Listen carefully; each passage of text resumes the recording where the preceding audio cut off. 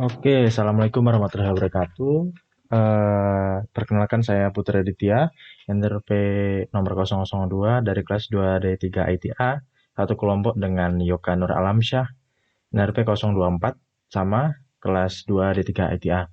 Pada video kali ini saya akan mempresentasikan salah satu materi di mata kuliah database lanjut, yakni klien server. Yang mana dosen pengampunya ini Pak Rengga Asmara. Kita langsung aja. Pokok bahasannya pada kali ini ada tiga ya. Ya pendahuluan, kemudian ada arsitektur klien servernya itu sendiri, kemudian pengaksesan query pada basis datanya si klien server itu.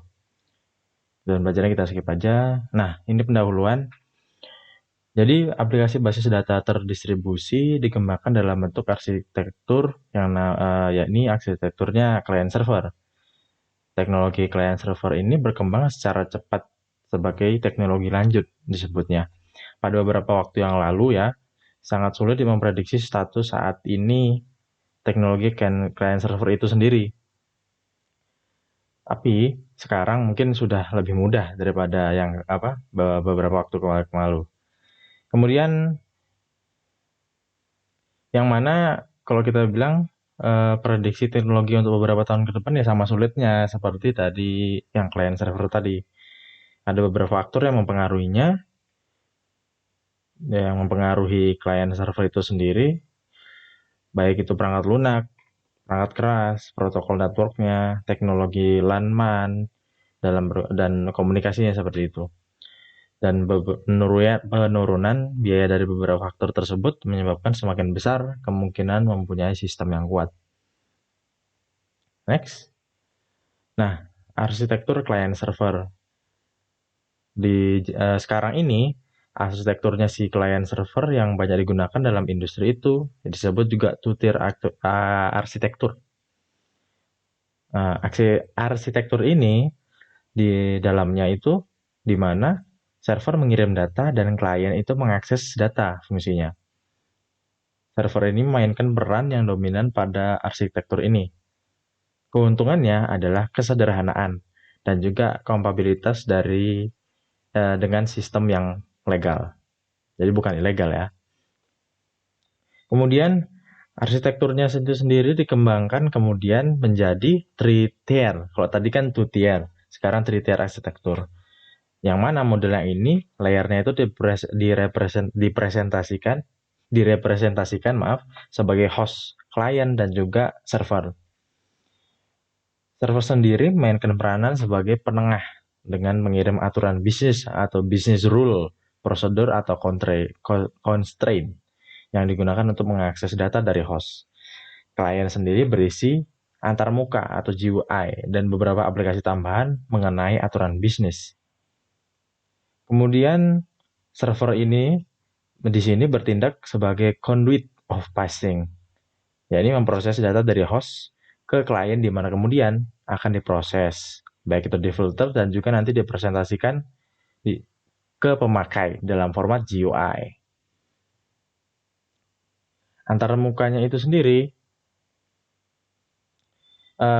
ya di mana antarmuka pemakai, aturan dan juga pengaksesan datanya itu bertindak sebagai three tiers. Ya, yang sudah saya jelaskan barusan. Klien ini biasanya dihubungkan ke server melalui LAN. Dan servernya sendiri itu dihubungkan ke host melalui WAN. Jadi beda ya antara klien atau servernya itu penghubungnya. Kemudian klien melakukan remote yang dihubungkan ke server melalui WAN juga.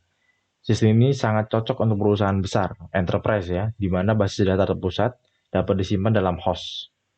Dan biayanya, pembangunan LAN dan WAN-nya itu dapat diatur dan dioptimasi menggunakan teknologi baru untuk setiap bagian yang berbeda dalam sebuah organisasi.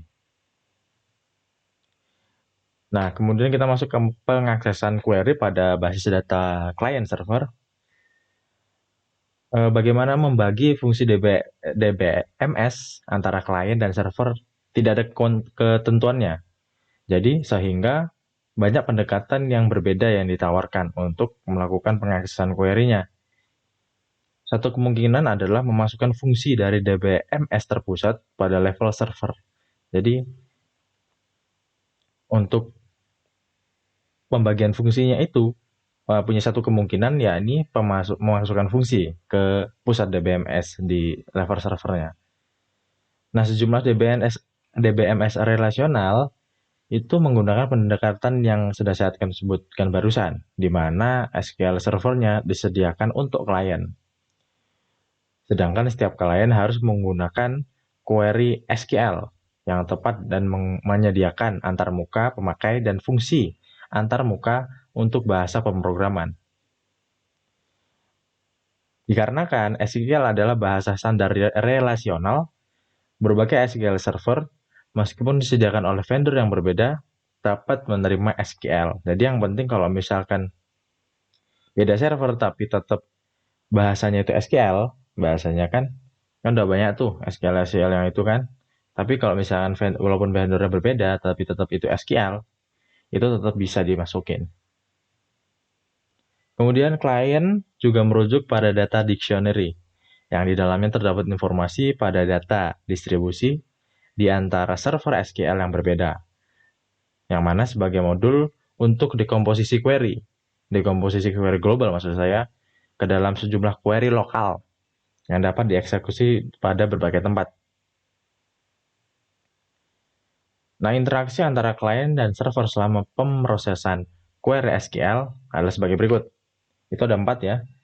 Yang pertama itu, klien melakukan parsing query pemakai dan memecahnya ya ke dalam sejumlah query independen untuk setiap tempat. Yang kedua, setiap query tersebut ya dikirim ke server yang sesuai. Kemudian, setiap server memproses query lokal dan mengirim relasi hasil ke klien. Kemudian, klien itu mengombinasikan hasil dari subquery untuk memproduksi hasil dari query asal yang telah dikirim. Nah, pada pendekatan ini, server SQL juga disebut transaction server atau database processor (DP) atau gampangnya itu back-end machine. Sedangkan klien itu kita sebutnya application processor atau AP atau front-end machine. Interaksi antara klien ini dengan si server ditentukan oleh pemakai pada level klien ataupun melalui modul khusus pada DBMS klien yang merupakan bagian dari paket DBMS itu sendiri.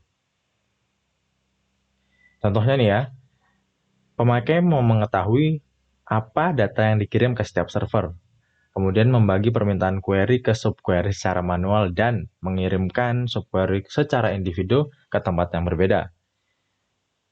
Tapi label hasil kombinasi tadi secara eksplisit, tabel hasil akan dikombinasikan secara eksplisit dengan query user pada level klien. Nah, ternyata ada alternatif lain, yakni mempunyai modul klien untuk melakukan kegiatan di atas secara otomatis. Jadi ada modul khusus yang disebut modul klien. Jadi ada modul klien khusus ya untuk memprosesannya. Jadi kita nggak usah secara manual. Kemudian pada DBMS yang banyak digunakan, model perangkat lunak dibagi itu ada 3 level. Yang pertama ada perangkat lunak server bertanggung jawab pada manajemen data lokal. Kebanyakan sama dengan perangkat lunak DBMS. Kemudian ada perangkat lunak klien yang bertanggung jawab untuk fungsi distribusi, yakni pengaksesan informasi distribusi data dari katalog DBMS dan memproses semua permintaan yang dibutuhkan akses ke lebih dari satu tempat. Yang mana hal ini juga ditangani semua antarmuka user. Yang terakhir ya ini perangkat lunak komunikasi, yang biasanya dihubungkan dengan sistem operasi terdistribusi. Dia menyediakan primitif komunikasi atau komunikasi primitif yang digunakan maksud saya, klien untuk pengiriman perintah dan data ke tempat yang berbeda sesuai kebutuhan. Sebenarnya ini tuh bukan hal terpenting dalam DBMS, tapi menyediakan primitif komunikasi dan pelayanan yang esensial itu adalah bagian penting sebenarnya. Kemudian, klien bertanggung jawab untuk membangkitkan eksekusi terdistribusi untuk beberapa tempat. Yang mana beberapa tempat ini merujuk ke server suatu query atau transaksi dan untuk melakukan supervisi eksekusi terdistribusi dengan mengirim perintah ke server. Nah, perintah ini termasuk query lokal dan juga transaksi yang dieksekusi selain perintah untuk mengirim data ke klien atau server lain. Fungsi lain itu dikontrol oleh klien atau koordinator. Oh maaf ya, fungsi lain dikontrol oleh klien atau koordinator adalah menjamin konsistensi dari copy replika dari item data dengan teknik concurrency control terdistribusi global. Klien harus menjamin transaksi global atomik dengan membentuk global recovery jika tempat yang dimaksud gagal atau huruf fail ya. Nah, satu fungsi yang mungkin dari klien adalah dia bisa menyembunyikan detail distribusi data dari pemakai. Yang mana ini akan memungkinkan pemakai menulis query global dan transaksi seperti basis data yang terpusat tanpa harus menentukan tempat di mana data dirujuk dalam query atau transaksi berada. Nah, properti ini disebut dengan distribution transparency. Jadi kayak model stealth gitu ya. Beberapa DBMS tidak melakukan distribution transparency, sehingga si pemakai ini harus berhati-hati terhadap distribusi data secara detail. Kita sudah masuk ke ringkasan, berarti untuk ringkasannya ini iya ya, ada 4 ya untuk materi kali ini. Konsep arsitektur client server berhubungan dengan basis data terdistribusi, kemudian arsitektur client server yang dikembangkan saat ini menggunakan 3-tier ya. 3-tier arsitektur beda sama yang tadi dijelaskan. Yang pertama-tama itu baru 2-tier, di mana terdapat 3 komponen utama yakni host, server, dan client. Jadi bedanya 2 sama 3-tier ini ada host ya.